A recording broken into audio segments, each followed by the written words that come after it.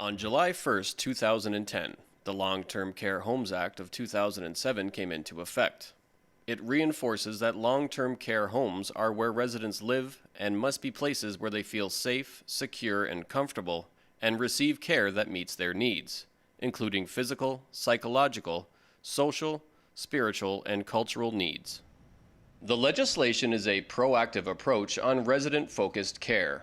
It gives residents the right to be engaged and be an active participant in their care. It encourages involvement with the care team to address their concerns and fears about how they live in their homes.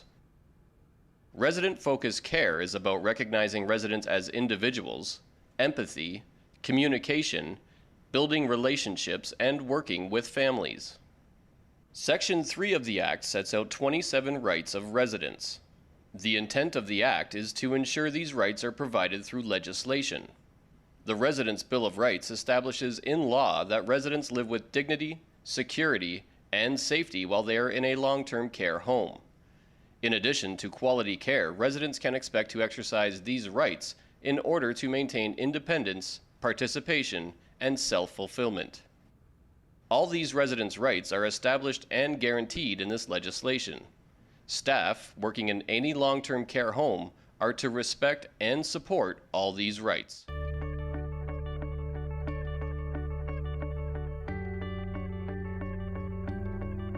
I think the residents' rights, as proclaimed in the Residents' Bill of Rights, is a very important area of safeguard for residents coming into long-term care. It's a huge transition from living alone, most of them in their own homes for many, many years, often after a spouse has died, and with a number of illnesses. As part of their role, all members of the care team, including healthcare professionals, staff, and support workers, are to respect, maintain, and follow the Residents' Bill of Rights. It is the law that empowers residents' rights. The following highlights residents, family members, and staff describing their views and experiences with residents' rights and how they see these rights in their everyday environment. I would like to be treated with respect. I would like if I ask for a favor, I would either like my wishes to be granted, or else I would like to be told why not, why I can't have that. I feel that he's worked hard all his life. He's a respected member of the community, and I think he should remain a respected member of the community. He should be treated with respect and dignity. He should still have choices, and he should still be able to make decisions on his own, in spite of how progressed his illness might be. I would hope that he would have access to legal professionals as well as medical, dental professionals. My perspective on resident rights is they really should be observed. They've been around for a long time. I think they are owed that respect. To be perfectly honest with you, we do try to observe them here in the home. Just like us out into the, like myself out into a community. No, you may not prefer everybody you run into in life, but how I would like to be treated with respect. No, you don't call them dear or ask them. I ask my residents what they want to be called. Would you prefer me calling you by your last name? Can I call you Annette? But some don't like to be called by their first name. I don't know them well enough. It depends on the generation, the background that they come from. Some like to be called, the little, like I have a resident here that likes to be called Cha-cha. That's auntie in Polish. And so, that's unfamiliar to me, but that's what she likes to be called, and that's what we do. Just treating them with respect how I'd want to be treated. Familiarity. We work with, they live here, but we work here. We're here often too. We're part of, not to say their family, but in essence we are. We are part of their daily lives. So. Well, I'm treated just about as good as I could be. There's a few things that I'd like to change. The food, for instance. We have two choices every day, and every meal, in fact. And you take your choice, and if you don't feel like it, don't eat it. A resident has the right to refuse, like we all do in life.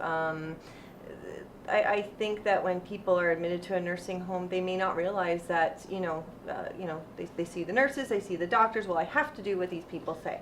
And that's not true. It's we kind of tried to portray here that this is your home and you have every right to say no. And as Peggy was saying, we don't have to get up for breakfast. You can sleep in. I think that they should provide ethnic celebration access. For example, if someone celebrates Kwanzaa, there should be an atmosphere where the family comes in and there's a celebratory atmosphere, birthdays as well, Christmas, Yom Kippur, whatever, Hanukkah, whatever your celebration would be, that they would involve staff as well as family members, and they would accommodate that.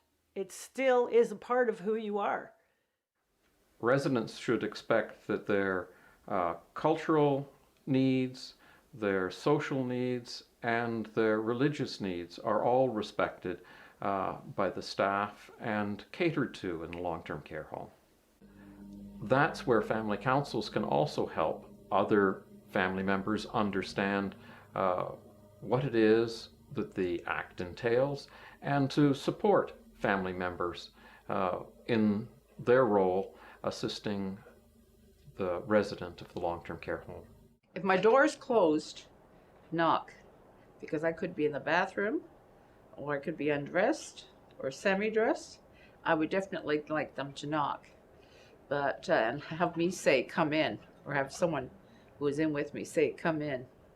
But if I have the door open, I don't mind them coming in and saying, hi there, or how are you, or can I do this for you, or what about this? I don't mind that. In fact, I figure if my door is open, means I would like to have company. Will you go to bed? And the workers put Esther to bed. And I go to bed when I'm ready, watch television for a while, then I go to bed. Privacy is perfect. I've personally been very fortunate that everyone on staff has been supportive and kindly towards the residents. That doesn't restrict itself to the nursing staff, but it goes through to the dietitians and everyone who's working in the home.